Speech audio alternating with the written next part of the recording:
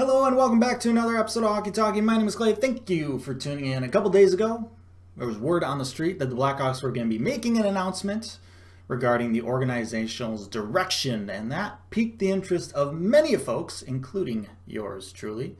And today we got said announcement in the form of a message to the fans, which basically said, and I'm paraphrasing here, hey, just want to let you know we're kind of rebuilding, so hope you guys are cool with it. But let's actually read the statement just to make sure we're all on the same page. We recently said goodbye to a pair of popular two-time champions, obviously referring to Brandon Saad and Corey Crawford, and acquired some new players via trade and free agency. We understand it was tough to see those respected veterans go, and realize you may have some questions about our direction. We'd like to address that direction and share why we're hopeful for the future of Blackhawks hockey. We're committed to developing young players and rebuilding our roster. We want more than another window to win. We want to reach the summit again and stay there, an effort that will require a stockpile of emerging talent to complement our top players. The influx of youth and their progression will provide roster flexibility and depth through our lineup. We were already the youngest team in the 2020 playoffs, and several Blackhawks experienced that intensity for the first time. This will help to further establish a culture that embraces the grind of improvement driven by competitors who are relentless, engaged, and motivated by a team-first mentality to win. As our young players develop and learn how to win consistently, they'll make some mistakes. Inevitably, we'll miss the mark sometimes too, but we'll communicate openly with you on this journey together. We know that what comes next must be more than just words, and that inspires us. So there you have it. There's the message. A lot of words. They're probably more than needed, especially since the meat and potatoes were just in one paragraph there. That second paragraph where it said that the Blackhawks are committed to developing the young players and they are rebuilding the roster. There's that word there, rebuilding. If this message is all you saw today, it's pretty easy for you to think that Blackhawks are just going to be in a straight rebuild mode in the near future. Crawford and Saad are gone. Taves and Kane are next. Veteran players are gone. We are straight up rebuilding. It's going to be hell for a couple of years. But I'm here to tell you that that's not quite accurate. And I say that because we got more information, more details today than just this message. General Manager Stan Bowman went on a little bit of a media tour. He went on a couple podcasts. He did some interviews, and we got some more information that paints a little bit clearer picture, more details than what this statement kind of does in a broad brushstroke. So thankfully, you're watching this YouTube channel. You got a host here who listened to both podcasts he was on and heard it straight from the man's mouth about what the Blackhawks are doing.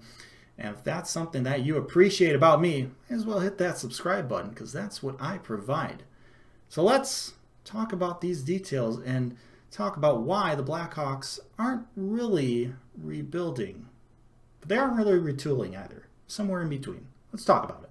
So to start it off, it's important to know that there are two main goals, two main points of emphasis right now for the Blackhawks organization moving forward in the near future. And these are the things that were pointed out in that second paragraph in the message, and then also by Stan Bowman repeatedly throughout his interviews. These two goals, these 2 points of emphasis, are the reasons why they're making the moves that they are or will in the future. Number one, first and foremost, they're committed to developing their young players. Now, that's not really new. So when they say like they're rebuilding now, like that part of the rebuild has already been happening for the last year or two. That's why we've seen guys like Kirby Dach get a lot of minutes, Adam Boqvist play a lot, Alex Nylander, That means in the future, Ian Mitchell and Evan Barrett and Philip Kurashev and Nicholas Beaudin and Mackenzie Entwistle and Brandon Hagel, like a lot of young guys are going to see NHL time in the near future. They're going to give these kids a shot. That doesn't mean they're going to be in the lineup full time or that they're necessarily taking spots from other veteran players, but they're not going to hesitate to give these kids a chance, get them NHL experience so that they can get used to what it's like playing in the NHL, get feedback, and then develop, fix some things, whatever it may be if needed. The second goal, the second point of emphasis, which is complemented by the first point of emphasis, is the Blackhawks want more salary cap flexibility, which is something that they really haven't had for like a decade and maybe even more. Like pretty much since the salary cap got introduced to the NHL, like the Blackhawks haven't had a whole lot of cap room to deal with. But they're trying to change that. Basically what they're trying to do is redistribute the wealth. The overarching theme of these two goals is to try and make the team better around the star players. They want to make Kane and Toews not have to carry as much of the load in terms of production for this team. They want to give this team more depth. Essentially, they're trying to follow the model that the Vegas Golden Knights have gone. Obviously, the Blackhawks have some limitations to be able to do that. Most, notably the contracts that the core players have. Kane and Toews having, $10.5 million contracts. Seabrook, nearly $7 million, and Keith having, 5.5, which isn't that bad. But all four of those players have no move clauses, so like you can't really move them unless they initiate it. And nothing that I've seen or read or heard or anything like that remotely suggests that that's going to be the case. So anybody thinking like we're gonna, move on and trade Toews and Kane and Keith, like I don't see that happening. I don't see anything that even remotely suggests that. I know Toews spoke out, a week or two ago, but I think he was just a little frustrated. I don't see that like making him want to actually move away, and that's one of the reasons why this message was, put out today.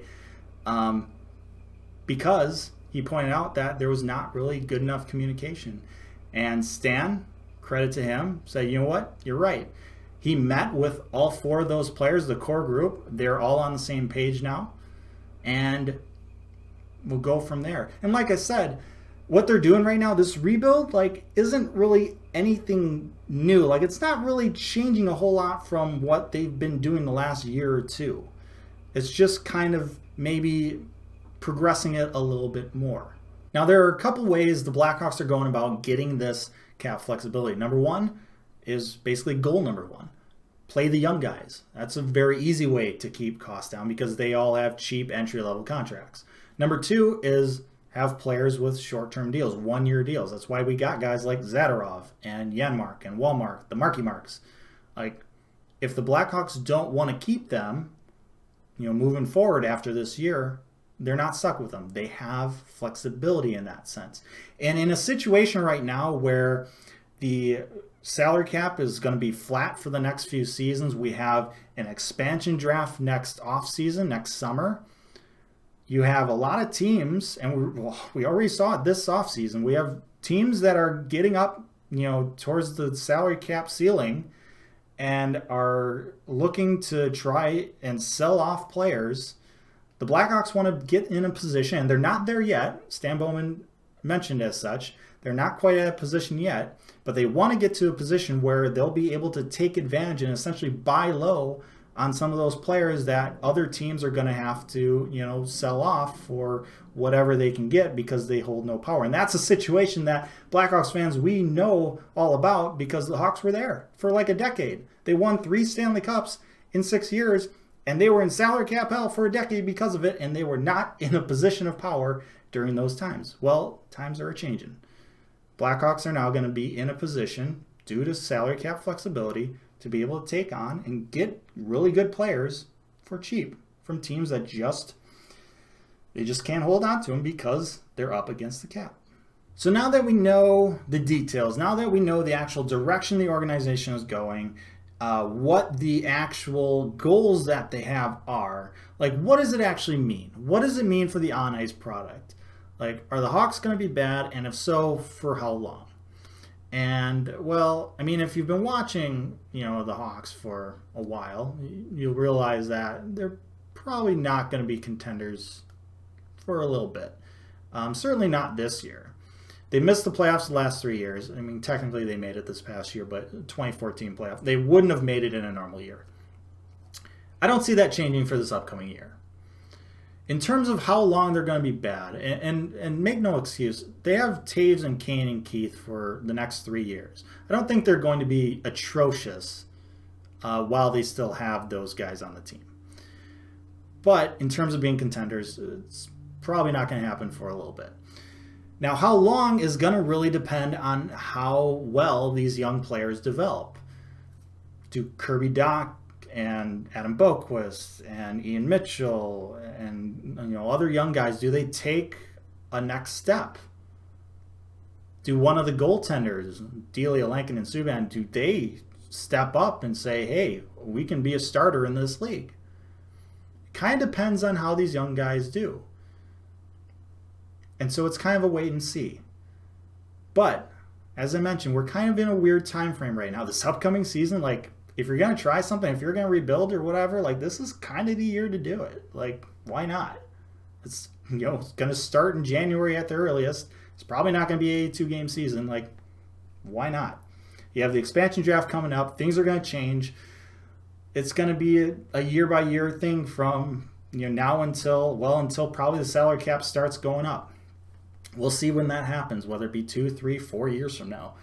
So right now, I would just say, hey, just let's focus on watching the young guys and seeing how they develop and see how, the future of this team looks.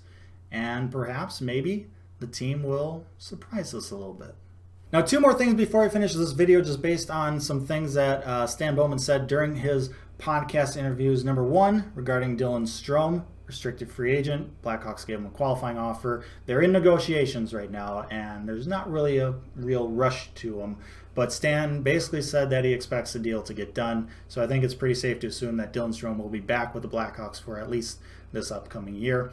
And then number 2, regarding head coach Jeremy Colliton, this upcoming year will be his final year on his contract.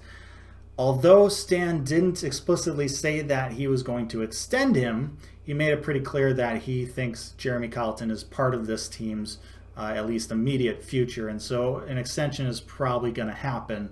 And I know some people may not like that, but I'm going to counter with why not? And I counter that way because of goal number 1 of this organization, which is develop young players, play young guys. That's like the one thing that Colliton is good at.